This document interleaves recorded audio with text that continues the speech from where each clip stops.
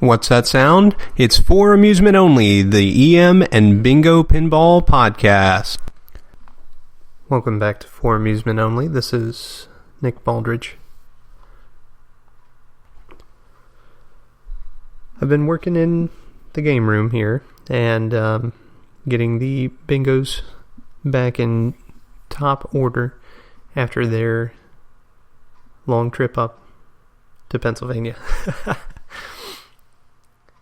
All the bingos did very well, and most just needed a little playfield cleaning.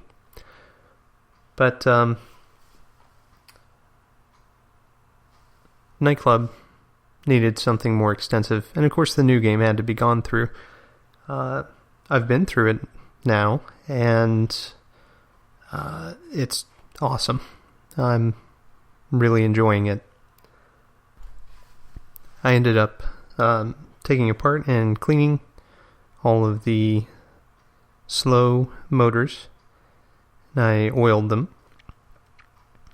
and played like new. This was right after I got back from New York.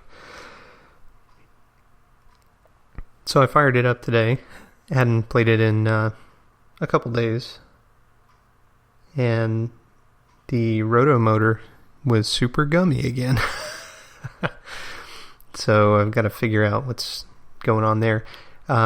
We have been in the middle of a minor cold snap, so it might be related to that. I haven't moved the heaters down into the game room, but it hasn't been, below 60 degrees or so in the game room, so I'm not sure what's going on, but it could just be that I need to play it more, and I'm happy to do that. That game is really awesome. Nightclub, I managed to correct the issue with the broken fiber link. Not sure if I mentioned that on the podcast, but that was one of the casualties of the head falling, was one of the fiber links snapped, and of course those are very fragile, and they're also very rare. I ended up not actually needing a replacement fiber link because 3/4 of the fiber link was still there and operating appropriately, and the last piece was actually the piece that the last switch rested on. So it happens to move up and down appropriately when the fiber link moves. So thankfully, I don't actually even need to replace it at this juncture, and probably won't, as long as I don't make a habit of moving the game around. It likely won't leave my lineup from now on, meaning I probably won't end up taking it to any more shows. But aside from that, really, it's just great to get all the games on and see what they're doing. I did end up taking the replay register apart for Nightclub and cleaned it, which I had not done before I left. And took apart and cleaned the Magic Squares unit. I had done some spot cleaning of a couple corners that had issues before I left, but did not do a complete disassembly, cleaning of the motor and all that good stuff. So I went ahead and did that, and ended up having a bit of trouble reassembling, as I talked about last night, but that's all good. So today I wanted to talk about another game that I have, and this is a flipperless EM, my 1947 exhibit Mystery. This game is a sequence game, so your goal, or your primary goal, is to knock out bumpers 1 through 4, 5 through 8, and 9 through 12. When you knock out each of the 4, or 3 sets of 4, it will light special at a different place on the playfield. If you knock out 1 through 4, it lights the special on the right-hand side. 5 through 8, light special at a rollover on the left-hand side. And 9 through 12, light special at a rollover right below the center of the playfield. Now, in line with the center, there are 3 bumpers. And all the bumpers on this game are passive. There are no pop bumpers. But the 3 in the center score 5,000 points normally and 10,000 points when lit. Now, the numbers 1 through 4 are represented on the backglass in circles and on the playfield by bumpers. When you first put a nickel in and push in the baffle, all the balls drop into the trough area. Of course, the game doesn't keep count, but they all roll into the area where they can be loaded into the shooter lane. And all the bumpers light up except for the 3 point bumpers that I mentioned, the 5,000 point bumpers that become 10,000 when lit. 1 through 4 are laid diagonally across the playfield, so it's quite possible for you to hit 1, 2, 3, and 4 on your first ball. It's also possible to hit or complete a sequence and then get a special with the same ball, which can be unusual for certain games of this era.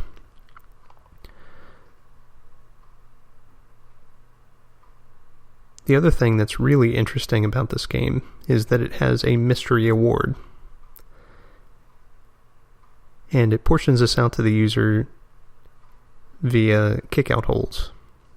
There are 3 kickout holes arranged in a vertical column in the center of the playfield. So there's quite a bit in the center of this game. And most of the time, if you land in a kickout hole, it will kick right into a passive bumper, which then forces the ball to roll to one side or the other, which is not super helpful most of the time. Because ideally, you would want it to go straight down into the next kickout hole and get another random award. Now, the amount that it awards you, the reason that it's random, is that it's based on the position of the score motor. When the score motor completes a revolution, it will close a switch which will kick all 3 of the kickout holes at the same time. Now, the amount that it gives you could be anywhere from 1,000 to 100,000. And it just depends on how many points you've scored on the way. Every bumper that you hit is 1,000 points. And there are 4 rollover switches laid along the top. So assuming that you don't go straight into hitting your sequence, you can roll through the rollovers, and on your first ball, they will have 2 lanes lit. When those 2 lanes are lit, it will automatically complete 1 through 4 or 5 through 8. Now, to the left and right of those rollovers, respectively, is another rollover, and that will spot either number 10 or number 11, and it will award you 10,000 points. So depending on what you hit coming straight out of the gate, it may make more sense to try and spot number 10 or number 11 rather than go through the other rollover, which won't spot you anything. As soon as you score your first point, that light goes away. Now, when you earn a special, this game had a replay and a novelty mode, and they were selectable inside the head by changing the position of a spring on one of the units. Novelty mode just gives you points, so you earn millions of points. Ones, tens, and hundreds, or 1,000s, 10,000s, and 100,000s, are all represented on the backglass.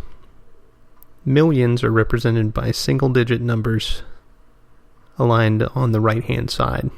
Technically, you can get up to 22 million, but you pretty much have to be cheating to do that because you have to earn 22 specials in a single game. This game does not have a points award, meaning that it will not allow you to win based on the number of points that you score.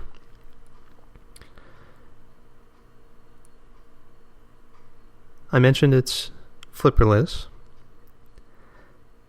and it was made in 1947, so right after World War II was over, about a year and some change, when manufacturers started getting back into pinball manufacturing, this was produced.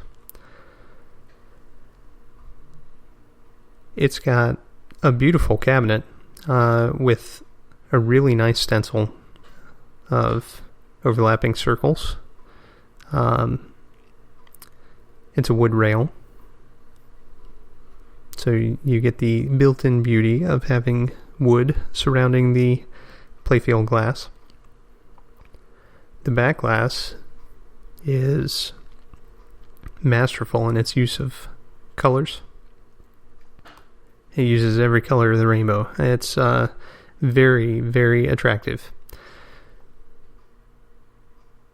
The playfield uses several colors to good effect. It is generally blues and reds,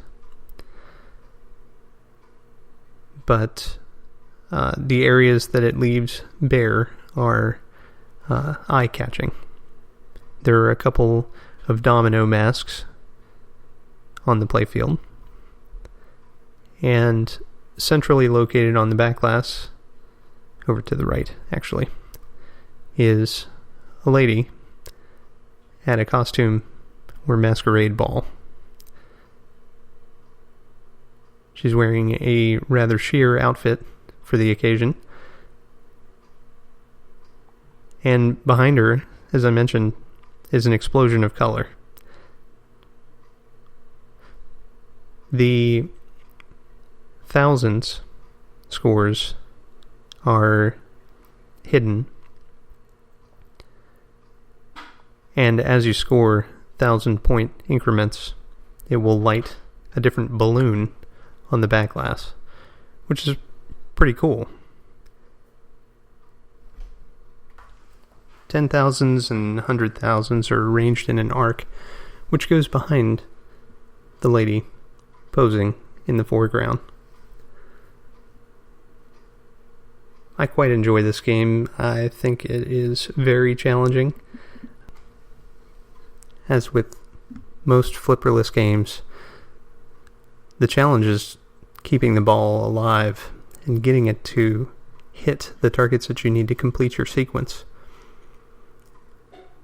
There's a lot of strategy in how you choose to do this from ball to ball as well.